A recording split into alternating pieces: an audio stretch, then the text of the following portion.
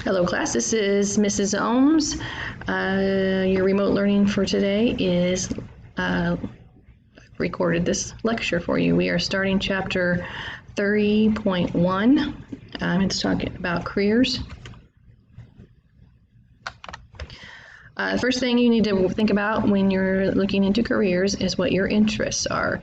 Your interests are the subjects or activities that attract your attention and that you enjoy doing or learning about. Most people spend half their life or more working, so choosing a career that will bring you satisfaction makes good sense. If you discover that many of the tasks associated with a particular occupation are not interesting to you, reconsider your choice and research careers that use and build on your interests. Values. A value is the importance that you place on various elements in your life. Recognizing your values also helps you prioritize your work-related values, some of which are described below. So jobs, there are 10 here, and I believe this is the assignment you will have for Monday, is to kind of prioritize your values when you're looking for a job.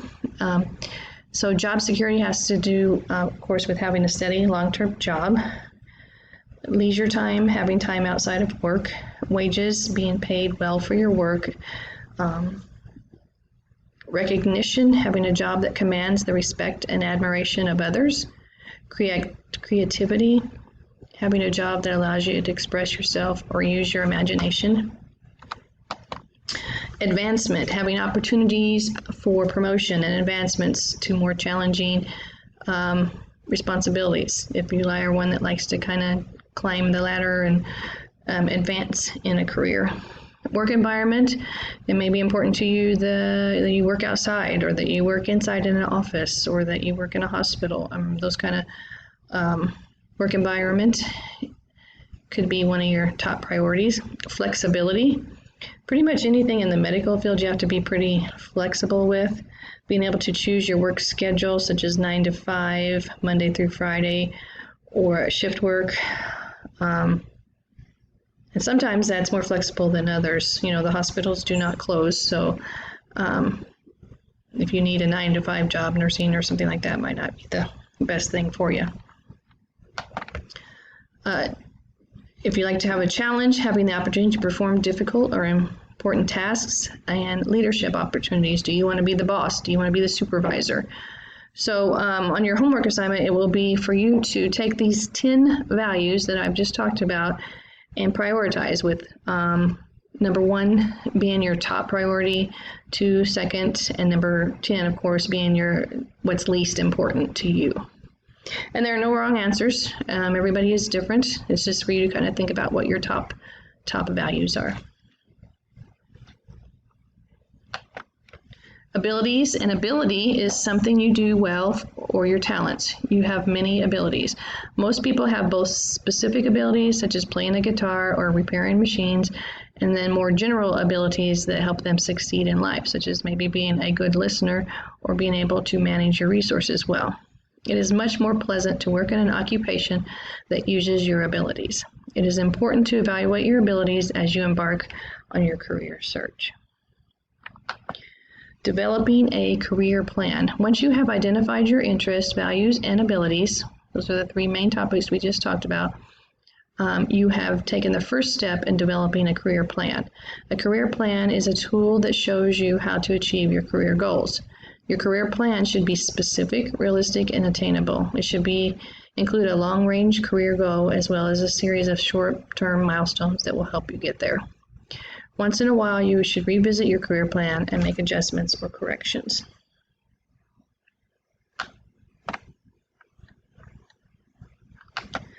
Career self-assessment. A career self-assessment includes a prioritized list of skills, interests, and abilities. The career self-assessment is a series of questions that, when answered honestly and objectively, helps you to identify your specific skills, interests, and abilities. And that's something we will explore a little bit more later. Resources for analyzing careers. The 16 career clusters developed by the National Association of State Directors of Career and Technical Education Consortium are a good place to start to identify career opportunities. Your guidance or career counselors have books, computer programs, videos, and lists of useful websites that provide information about types of careers. The U.S. Bureau of Labor Statistics is a government agency responsible for tracking information about jobs and workers. Their website is bls.gov. One of the best ways to learn about different careers is from someone who is employed and working in that job. If you get a chance to job shadow, that's always a good way to learn about jobs too and see if it's a good fit for you. Academic plan. An academic plan is a document that you use to set goals for the things you want to accomplish while you are in school. Your years in school teach you skills and information you need to get a job and keep a job, and provide an opportunity to prepare for a career. Start your academic plan by writing a statement that describes your long-term ultimate goal. The goal should be specific and should include career, education, and lifestyle goals. So if you have a long-term goal that you want to be a doctor or a nurse or a physical therapist, write that down and see, what classes you need to take in high school. What are the steps to get you to your goals?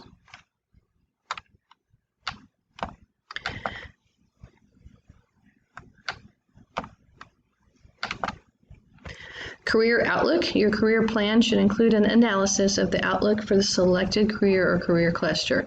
A job outlook provides you statistics and trends about whether the job is in an industry that is growing or shrinking. You want to make sure you're going into a field that has a good bright outlook. The Occupational Outlook Handbook, published by the BLS, is a comprehensive resource for trends in specific occupations. And then developing a vocational portfolio is a tool that you will use to document, organize, and maintain the materials you collect and create as you plan your career. A portfolio demonstrates to college admissions officers and potential employers your ability to plan, organize, and create a final product that showcases your knowledge, skills, abilities, and interests. So like I said, this chapter is all about exploring career exploration. A lot of things you're doing are just you trying to maybe figure out a career that's good for you. So as long as you're completing your assignments, there's usually no wrong answers. So this is a good time to get good grades as long as you do your work. And that's all I have for now. Thank you.